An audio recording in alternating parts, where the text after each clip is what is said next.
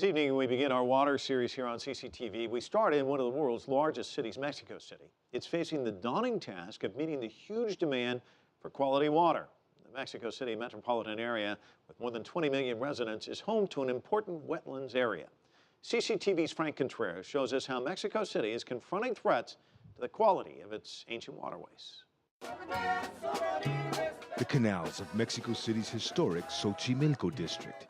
They date back to pre-Hispanic times and draw thousands of visitors each month to these landmark urban wetlands.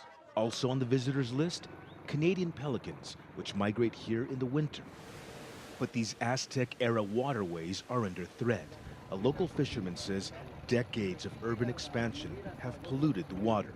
The water quality is now very, very bad. It comes from sewage treatment plants. In comparison to past years, it's worse now than before.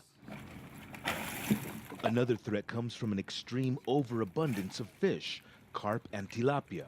The federal government introduced those species in the 1970s and 80s as a cheap food source for residents.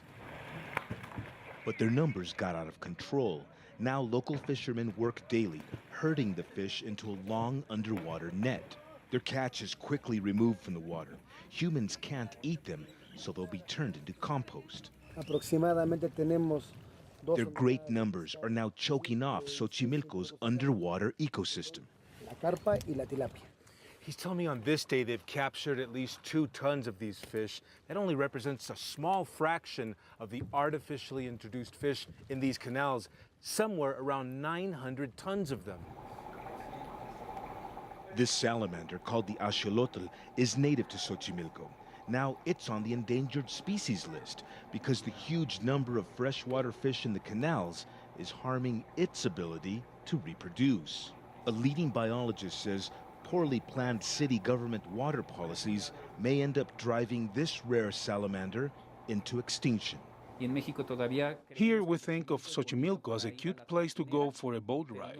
We don't realize it gives us a better quality of life, and the future of Mexico City depends in part on saving it.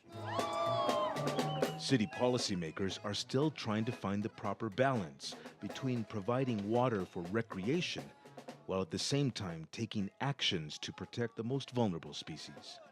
Franc Contreras, CCTV at the Xochimilco wetlands in Mexico City.